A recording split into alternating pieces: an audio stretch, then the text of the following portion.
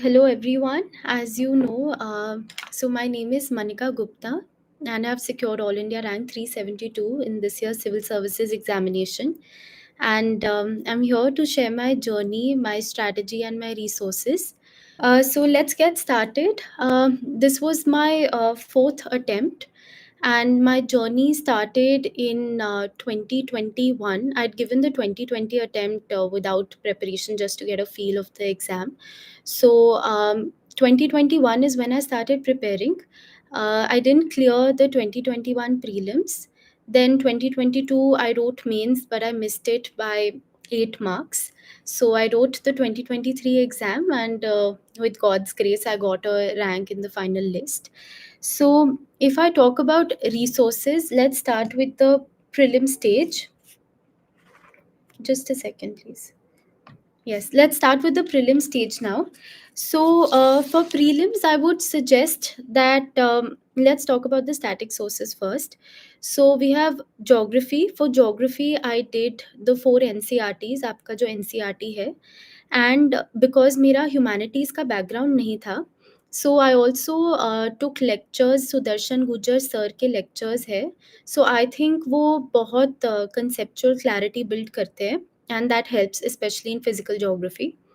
Then polity के लिए सभी रेकमेंड करते हैं, मैं भी करूँगी, लक्ष्मीकांत सर की बुक है, that is very comprehensive and वो अच्छे से कीजिए। फिर इकोनॉमिक्स के लिए मैंने मृणाल सर का मॉड्यूल रेफ़र किया था एंड क्योंकि मेरा इकोनॉमिक्स का बैकग्राउंड था, मैंने उनके लेक्चर्स नहीं देखे थे, बट अगर आपको लगता है आपको कॉन्सेप्ट्स क्लियर नहीं हो रहे उनके मॉड्यूल से, तो उनके लेक्चर्स भी आप रेफ़र कर सकते हैं। फिर अगर हम हिस्ट्री पे आते हैं, तो हिस्ट्री में मॉडर्न हिस्ट्री के लिए मैंने सिर्फ़ स्पेक्ट्रम पढ़ी थी। मैंने ओल्ड एनसीईआरटी भी पढ़ी थी, दैट्स अ गुड रीड, आपको मेंस में थोड़ी हेल्प करती है, but you can skip that if you want. Spectrum can be your one stop solution for modern history. फिर एंशिएंट मिडीवल के लिए आई फ़ील थोड़ा कॉस्ट बेनिफिट आपको करना पड़ता है क्योंकि बहुत वास्ट है and it is anything they can ask. तो मैंने पहले तो ओल्ड एनसीईआरटीज़ करी थी, उसके थोड़े नोट्स बनाए थे, बट पर्सनली मुझे लगा सारी एनसीईआरटीज़ करना मेरे लिए थोड़ा मुश्किल हो रहा था। तो मुझे एक सोर्स जो बहुत ही क्रिस्प था व्हिच वाज़ आपकी 11th ग्रेड की तमिलनाडु की एनसीईआरटी आती है for ancient and medieval. So ultimately मैंने उसको अपना सोर्स माना था एंड मैंने वो बहुत अच्छे से करी थी। सो मैंने कहा अगर इसमें से क्वेश्चन आ जाए मेरा गलत नहीं होना चाहिए।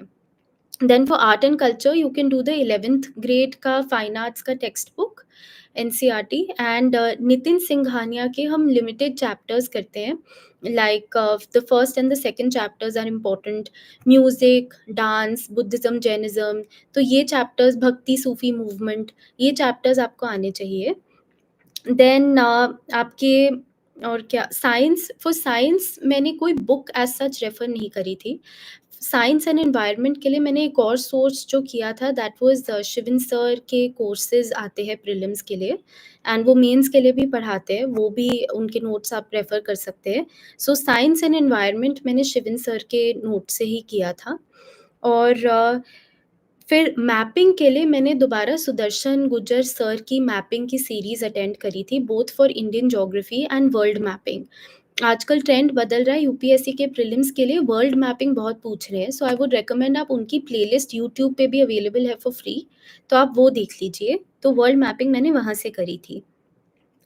एंड एक बहुत ही इम्पोर्टेंट पिलर रहता है प्रिपरेशन का, प्रीवियस ईयर क्वेश्चंस, तो मैंने भी वो किए थे, मैंने लास्ट 10 टू 15 ईयर्स के करे थे। सो उसमें आई वुड सजेस्ट कि आप पीवाईक्यूज यूज़ करिए कंटेंट के लिए एंड पैटर्न आपको थोड़ा समझ आ सकता है कि कहाँ से क्वेश्चंस पूछ रहे हैं, बट बहुत बार हम थोड़े वर्ड्स पे ज़्यादा फोकस करते हैं कि सम यूज़ किया है तो ठीक ही होगा, वो काफ़ी बार ठीक होता है, बट आई वुड रिकमेंड आप कंटेंट के लिए ज़्यादा करिए पीवाईक्यूज़। सो मेरे को एक क्वेश्चन दिख रहा है कि पीवाईक्यूज़ कैसे एनालाइज़ करना चाहिए। सो आई वुड से आप उनको ऐसे एनालाइज़ करिए कि आपको समझ आए कहाँ कौन से चैप्टर्स पे ज़्यादा फ़ोकस है। जैसे बुद्धिज़्म, जैनिज़्म हमेशा पूछते हैं। आजकल अब जैसे मैपिंग का ट्रेंड चल रहा है, तो आपको मैपिंग अच्छे से करके जानी चाहिए। फिर इकोनॉमिक्स का स्टैटिक पूछते हैं, पॉलिटी का स्टैटिक पूछते हैं। तो इन दोनों का स्टैटिक आपको अच्छे से आना चाहिए, ताकि इसमें से अगर कोई आसान सवाल हमारी नॉर्मल टेक्स्ट बुक से, जो हम स्टैंडर्ड टेक्स्ट बुक्स पढ़ते हैं, वहाँ से अगर आए, वो हमारा गलत नहीं होना चाहिए। सो ऐसे आप एनालाइज़ करिए, एंड कभी-कभार रेपिटिशन भी होती है। जैसे वायरस की एक स्टेट वायरसेस पे कोई स्टेटमेंट आई थी, वो रिपीट हुई थी कि, और जो कॉन्सेप्ट टेस्ट करा था वो ये था कि viruses can't be cultured in an artificial medium. तो वो दोबारा रिपीट हुआ था। तो कॉन्सेप्ट्स जो रिपीट हो रहे हैं, वो आपको आने चाहिए, एंड उसके बाद आप बैकग्राउंड स्टडी उसकी कर सकते हैं, और जो क्वेश्चंस पूछे हैं। पीवाईक्यू से question repeat as it is नहीं होते, but as I said concept repeat हो सकते हैं। कभी कोई साइंस का कॉन्सेप्ट, पॉलिटी में जैसे क्वेश्चन आया था, एक साल आया था कि राइट टू वोट किस तरह का राइट है? Is it a constitutional right, legal right है, फंडामेंटल राइट है? फिर कुछ सालों बाद आया था राइट टू प्रॉपर्टी किस तरह का राइट है? तो ये दोनों सेम तरह के कॉन्स्टिट्यूशनल राइट्स हैं। तो ऐसे हमें मदद मिल सकती है पीवाईक्यू से। और अ, फिर हम so these were the basic sources, and मैंने न्यूज़पेपर पढ़ा था रेगुलरली, हर रोज़ ही पढ़ती थी मैं।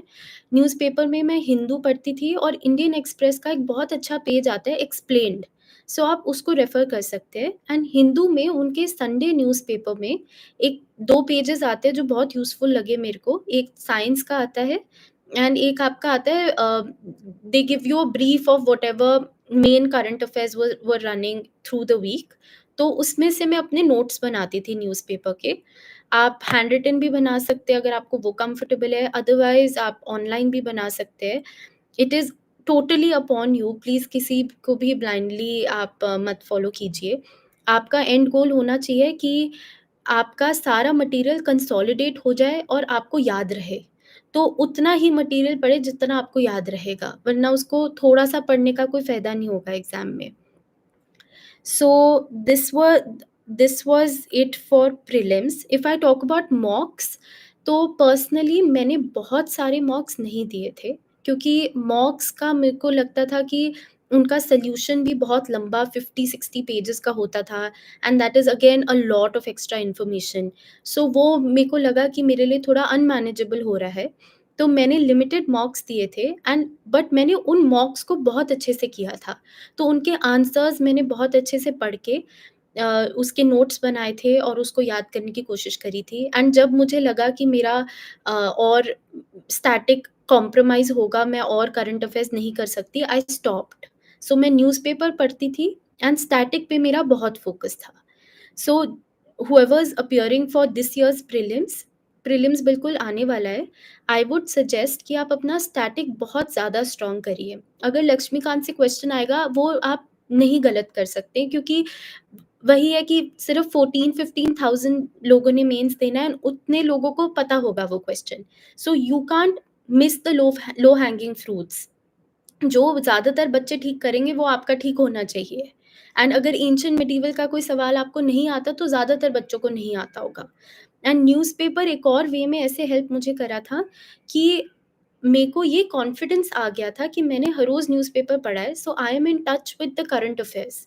तो जब मैंने पेपर देखा, और अगर मुझे लग रहा है कि मेरे को नहीं आती ये करंट अफेयर्स, तो मुझे ये कॉन्फिडेंस आता था कि नहीं, अगर मुझे नहीं आती, तो मतलब पेपर शायद टफ़ बना है, क्योंकि रिलिजियसली मैंने न्यूज़पेपर और करंट अफेयर्स फ़ॉलो करी है। तो that also helps you to understand कि आप उस दिन पे हॉल में कितने क्वेश्चन्स अटेम्प्ट करें। आपको एक आइडिया लग जाएगा कि पेपर आसान आया है, मुश्किल आया है, क्योंकि हम बहुत बार सोचते हैं कि हमें कितना अटेम्प्ट करना चाहिए यहाँ पे। सो जैसे 2023 का प्रीलिम्स बहुत ट्रिकी था। तो जैसे ही मैंने पेपर खोला था, आई न्यू ये मुश्किल पेपर है, इसकी कट ऑफ लो जाएगी, एंड वो थोड़ी आपको एग्ज़ाम हॉल में हिम्मत भी देता है कि कुछ नहीं होता, सबके लिए मुश्किल है, तो आप अपना बेस्ट दीजिए। सो इसलिए confidence is very important on your D day, and वो तभी आएगा जब आपको अपनी स्टैटिक सोर्सेज़, और आपको ये कॉन्फिडेंस है कि हाँ, मैंने अच्छे से करंट अफेयर्स फ़ॉलो करी है। So this is it for from my side. Prelims की स्ट्रैटेजी मेरी ये थी। एंड फिर अगर हम मेंस पे आते हैं, मेंस में जीएस 1 में सोसाइटी के लिए मैंने एड सारथी का मटेरियल यूज़ किया था। उनका स्टैटिक सोसाइटी के नोट्स मैंने रेफ़र करे थे एंड करंट अफ़ेयर्स के लिए मैंने राउज़ की मैगज़ीन देखी थी।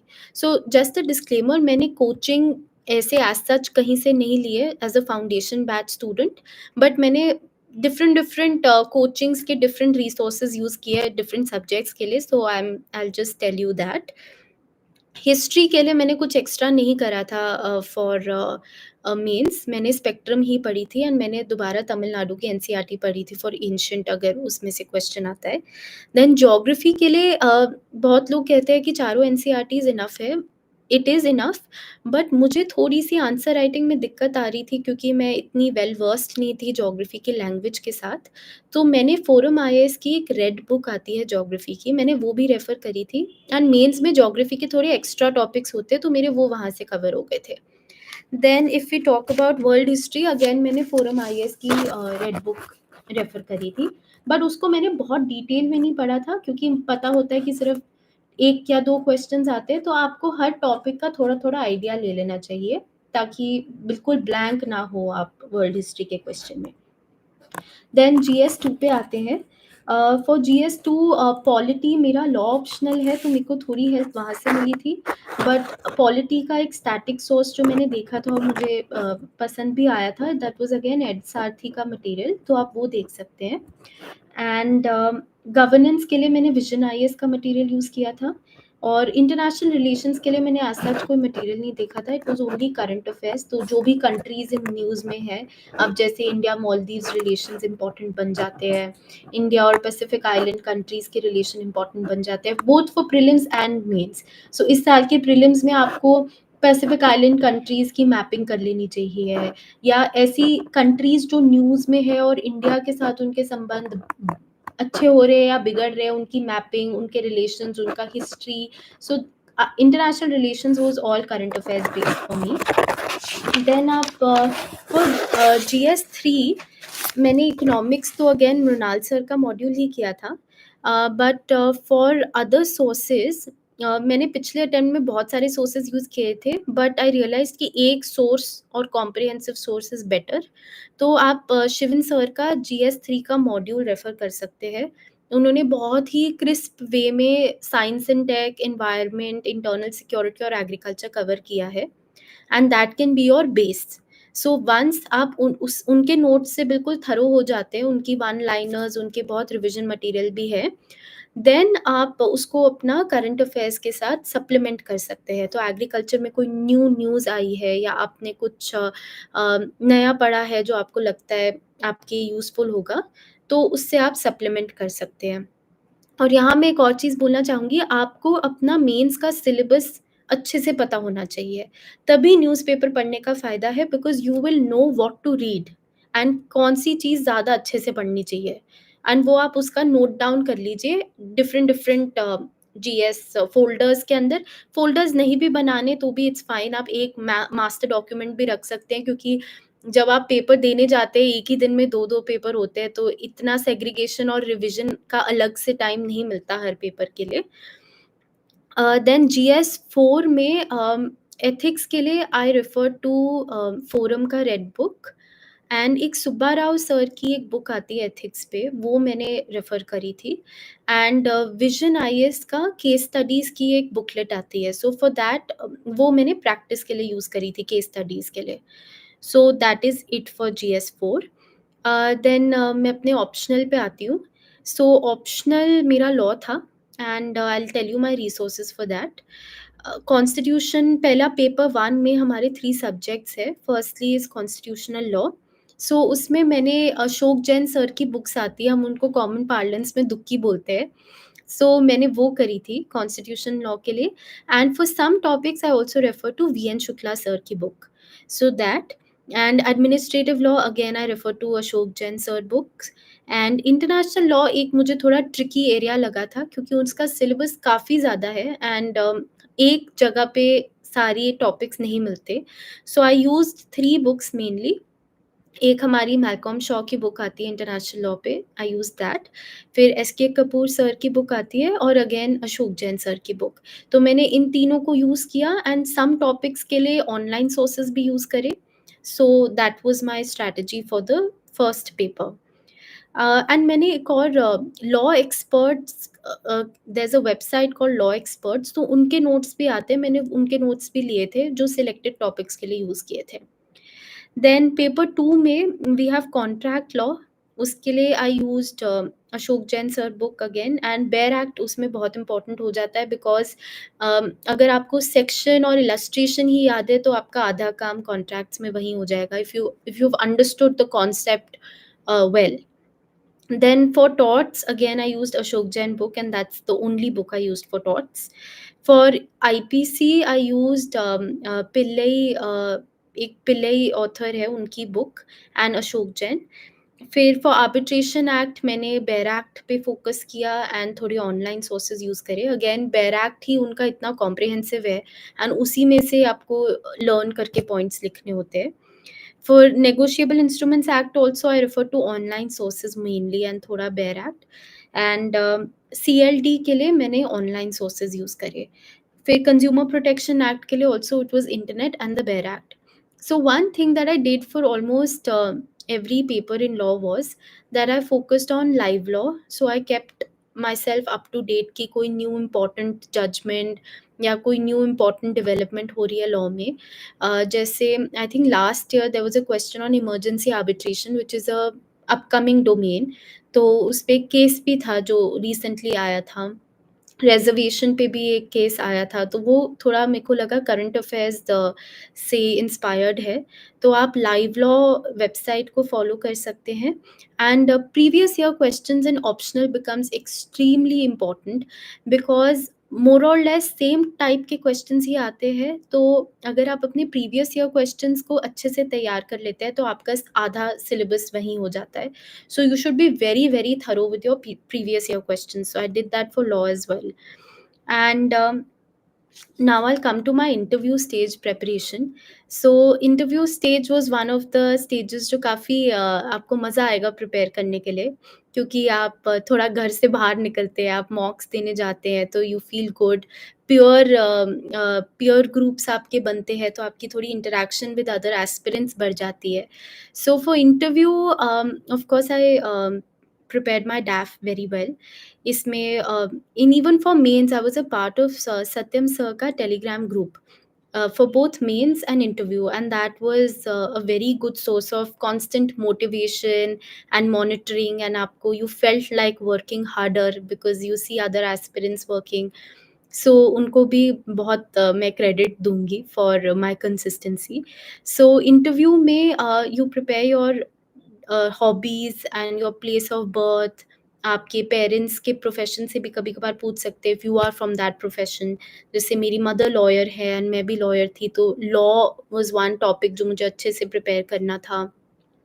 सो you prepare your DAF, and interview के लिए आप न्यूज़पेपर्स थोड़े ज़्यादा पढ़ते हैं। So I used to follow Indian Express, Hindustan Times और Times of India, one of those, and एक आपको फाइनेंशियल एक्सप्रेस या लाइव मिंट पढ़ने की ज़रूरत पड़ती है, क्योंकि इंटरव्यू स्टेज में आपको एक इन डेप्थ और होलिस्टिक नॉलेज होनी चाहिए। So that's why I said that शुरू में ही अगर आप न्यूज़पेपर पढ़ने की आदत बना लेंगे, तो यू विल रियलाइज़ कि आपकी एक बहुत ही होलिस्टिक अंडरस्टैंडिंग होगी of a topic rather than just from an exam perspective. और ये बात इंटरव्यू स्टेज पे रियलाइज़ होती है जब आपको when you are in front of esteemed bureaucrats जो बहुत ही ज़्यादा नॉलेजेबल होते हैं। तो to have a conversation with them, आपकी shallow knowledge would not work, जो हम शायद जस्ट एमसीक्यूज़ के लिए पढ़ लेते हैं। तो एक इन डेप्थ नॉलेज के लिए न्यूज़पेपर की आदत बना लेनी is the best for this exam. And that was my interview preparation, just mocks and newspapers, and to prepare your detailed application form very well.